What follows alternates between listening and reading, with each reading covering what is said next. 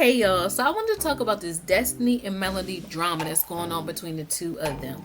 I feel as though when I read this article from Urban Bell, I know that's where I get all my tea from concerning Love and Mary Tunnsville, titled Destiny Payton tells Melody Hope to take some air out of her head, and Letitia agrees. I wanted to talk about it because I feel as though perhaps maybe their friendship has ran its course, and perhaps Destiny needs to let it go. Think I better let it go. And I don't want to say that like it's so easy to do, because I really do feel like she probably did have a bond with Melody. She did really like Melody, but situations happen. Because in a way, I do understand how Destiny may felt if I'm talking to you a lot and then like you kind of grow distant or whatever. It's why you being weird to me? Sometimes I feel like maybe Melody isn't really telling the truth all the way, because I feel like if it's my friend like that, I'm gonna try to, if they say I'm slacking on my communications, even if I'm going through something, like I feel like I'm gonna maybe make sure like they feel good. So in a way, I feel as though Melody may be using her going through something as just an excuse when she really is probably done with Destiny. I feel as though like that's the right decision, because to me, Destiny showed her loyalty when she was like more on Martell's side after the divorce. You know what I mean? Like I really felt like she wasn't neutral, and and Melody said herself like some of the things that she confided, I believe, don't quote me, but quote me, y'all let me know if I'm correct, but wasn't in a situation where Melody felt like things that she was confiding in Destiny would get back to Martell. So I don't blame her from distancing herself, because sometimes that happens after breakups and divorces. Like, you're not friends with certain people anymore. As the aftermath, it can't be the same. It is what it is. Like, sometimes you are just friends out of the situation and circumstance. Kind of like when you graduate from college, when you go to a different job, like the people that you were cool with at one point, at that stage, at that job, at that school, at that career, if you switch it up, or if they change, or that life change and ups and downs, you ain't cool with them no more. So I think that's really what happened, and I feel as though that Melody could just tell her like, hey, look, yeah, I'm not really rocking with you like that. I feel like Melody tried to do like the slow fade. To me, that's what I feel as though, even though she was telling Des, I just feel like energy don't lie. I can understand my friend is going through something, but still I can pick up energy through the phone, even through text messages. Even if you are like communicating with me, I can still feel a vibe, even through text messages. Like you can get the vibe. Sometimes things are misconstrued, but you can still get a little vibe with text. But I don't know. I wasn't there. I'm not in their friendship, but I'm getting the vibe that Melody is over Destiny, but she probably just don't want to say it. But you know me, I had to go and do my research, and I found this article titled 8 Signs a Friendship Has Run Its Course, because I really think that this is what's happening. So an overview of this article has 8 signs. It says 1, the friendship is one-sided. 2, user. 3, no reason. 4, nothing in common. 5, critical. 6, not fun. 7, clingy. And 8, little contact. You know what? I feel as though reading this list, sometimes, that's what it was. I was reading comments on that article in particular, and they was like, I'm just very disappointed in Destiny, because I just knew as far as her and Melody, they would just come on top out of their divorces. The underdogs on top. Which is true. I really thought that their connection of having that in common would definitely bond them over, I don't know, the whole messy situation with Martell. I just have a feeling that this is what it's about. Again, I kind of feel like this divorce really disrupted a lot of relationships and a lot of connections and a lot of businesses and dealings and stuff like that. So it really could be the fact that now they have nothing in common. It says maybe you became friendly because you have children of similar age who like to play together. That doesn't mean that you, as their parents, are really going to get on. If it's more of a question of convenience and you really have nothing in common, the friendship may not be that meaningful. And again, like when it comes down to like school and work, and once you graduate, sometimes you don't talk to those people anymore. So sometimes you had a friendship out of convenience. That's a good one. That's my problem. I feel like I be wanting my friends to be friends with me forever. Like, if I was cool with you at one point in time, I always want to be cool with you. But sometimes it's not that deep, Synquette. Sometimes it's just a friendship out of convenience, Synquette. So, this is pretty good. Here's another article that says 15 telltale signs a friendship has run its course. So, one of them, hanging out with them feels more like a chore than a treat. That could be it too. I feel as though it shouldn't be that hard for them to get back on track. Like, why can't they have like a little sit? Like, nobody wants. Remember that one sit down that they had? Nobody wanted to be wrong. So I don't really know if there was a friendship to begin with, because sometimes I feel like if you want to keep the relationship going, somebody gotta humble themselves. Like, if I really want the relationship, the friendship, whatever it may be, and I care about this person and I value this person, even if I feel like I'm right, and even if we like in a stalemate, is that what it is, where like both sides aren't trying to back down, I will back down, because not to be a punk or anything, but it ain't even worth it. I'd rather you be right, or I tell you you're right, and maintain the friendship, maintain a relationship, maintain like a peaceable agreement. And then hopefully when they see you kind of chill out and say, you know what, it ain't worth it, you're right, but humbly, not in something like, yeah, whatever, yep, you right, not like that. But when you just like, okay, yeah, I see it from your side. I feel like when you do that, you should be able to come at a peaceful resolution. But I don't know, it's something there. And someone brought up a good point. The way that Destiny is carrying on makes the whole thing with Mel overhearing Destiny and Tisha at the reunion, it's more on Melody's side that she wasn't tripping. Like, she probably did hear some shady comments or whatever, because it shouldn't be that deep, But if Destiny if Melody heard Destiny, so she can't like deny the fact or whatever.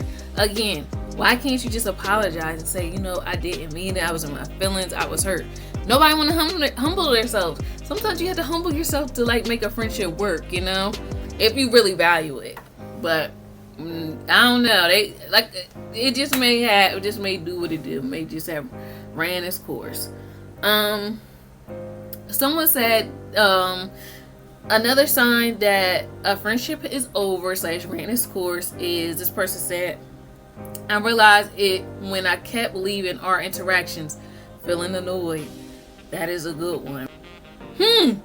Here's a good one. You're the last to find out anything.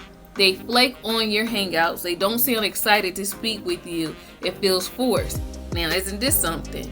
Remember how Destiny was going through her divorce and nobody knew? She didn't share. She didn't talk about it. So this could really mean something. Like, maybe Destiny was in her feelings about Mel to begin with, but just didn't know how to express it or whatever. But I really do feel like the divorce kind of lit the match to make everything uncover, because when they were still married or still going through the divorce kind of thing, Destiny was cool. But I think once the divorce was finalized, it just kind of showed whose side she was on. Alright, here's one. Repetitive conversations, avoidance, and unequal signs of appreciation. That would probably be good, because that's what I'm saying. I'm like, they keep talking about the situation, but nobody's trying to resolve it. No one's trying to find a solution. No one's trying to come humbly. You know what, sis? This is how you hurt me. I really felt a certain type of way. And I really feel like if you want to repair a relationship, there cannot be any ego involved. I was just listening to somebody say, pride comes before a fall. It can't be, I'm right, and this is why. Sometimes you do have to kind of back up, pull up, get off the person's neck, and just hear the other person out. You know what? And that's the thing. You know how to do. I know, especially, I guess I'm speaking to women. We know how to do this, because I feel like we do this with men. We do this with the guys we date, and we be real humble and submissive, right? But when it comes down to like girl power, friendship, girl code, like we ain't backing down. So I feel like the same way that you would try to play nice and cutesy and stuff with your man, you kind of give that same energy to like your female friend that you want to make it work with. Like, you can't try to be all rah-rah. Just relax. So I really hope that they can become friends again, because as they say, life is too short. But I don't think nobody's worth being in your feelings over, even though I be in my feelings. So, no judgment. And guess what? Synquette is like kind of telling herself this. The show is kind of therapeutic for me. All the things I be talking about, I try to find out ways of how to deal with it, because I either been in this situation, or I could see myself in this situation. Like, dang, that's a real life thing that's going on, So I be trying to figure out the best way to do things, and I learn and grow with the cast as well, and with you guys in the comments, because you guys always give really good perspective and insight. I don't be knowing all the answers, but I think together we can figure it out.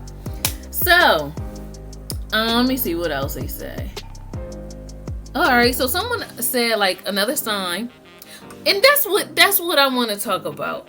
What are signs that you guys find where a friendship has ran its course? Like, how do you know a friendship or even a relationship has ran its course?